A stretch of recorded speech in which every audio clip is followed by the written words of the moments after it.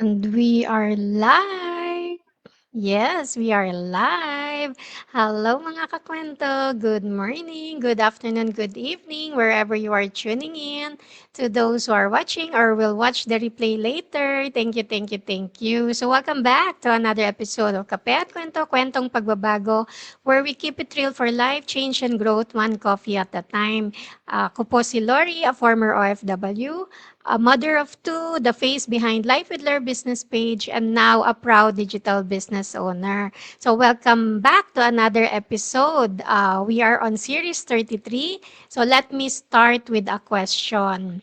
How many times have you said this? Wala akong pera. Or, no money ako ngayon. Wow, Mei Shen. I hope I pronounce it correctly. So be honest, madalas, right? And here's something interesting. Every time you say that, the universe hears you. And guess what? It agrees with you. Kaya, kaya tuloy, wala kang pera. So today, we're gonna talk about why you should stop saying no money or wala akong pera and what to say instead. So you can start attracting abundance instead of pushing it away. So here's the truth mga kakwento. Words are powerful. 'Di ba? They shape your thoughts and your thoughts shape your reality. So every time you say wala akong pera, you're not just stating a fact. You're making a declaration. And you're programming your mind to believe that you are broke. So instead of saying wala akong pera, we change it, 'di ba? When your mind believes it, it follows, your action follows. So, pag yung nasa mind mo, wala akong pera, yung action mo, ganun din. Parang wala rin akong pera. You don't look for opportunities, you don't feel motivated, and money seems to disappear faster than your 13-month pay. So instead of saying no money, wala akong pera, I suggest using the phrase, it's not in my budget right now. So see the difference? No money sounds hopeless and permanent. Not in my budget sounds smart, responsible, and temporary. Because truth is, you do have money. Maybe just not for the thing right now. So don't declare poverty. Speak like someone who's in control. So let me give you an example. If your friend invited you for dinner, halimbawa, di ba? Um,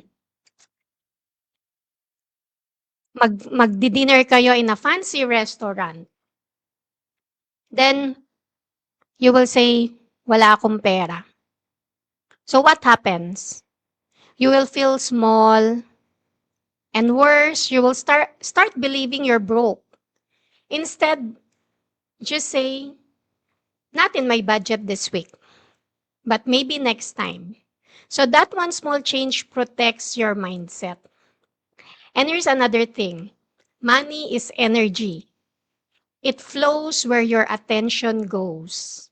If you keep focusing on what you don't have, you will keep attracting luck. But when you focus on gratitude and possibilities, you attract more opportunities.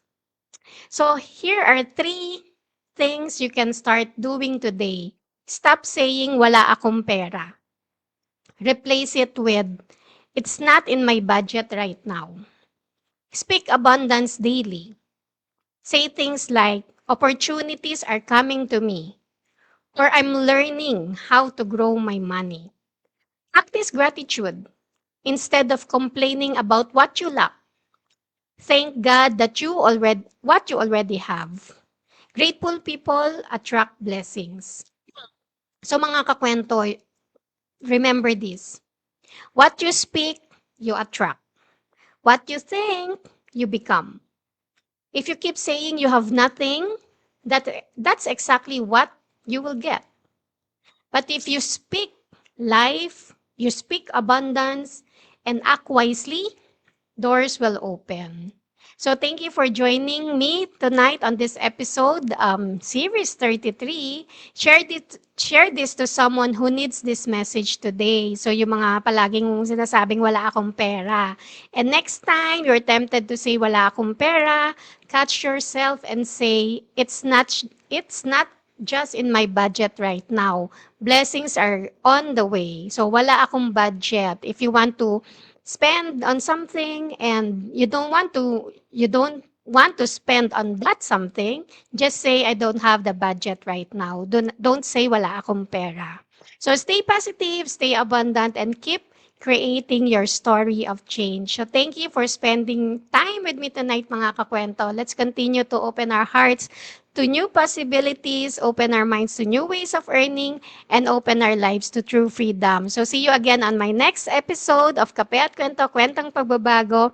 Bring your coffee, bring your dreams, and let's talk change. Let's continue to earn smart and live free and grow into the person God created us to be. So if you're curious and you want to learn more, sign up on my website at www.loriramos.com with your name and email, and I will send you the link for the free info session. Good night and God bless us all. Bye-bye.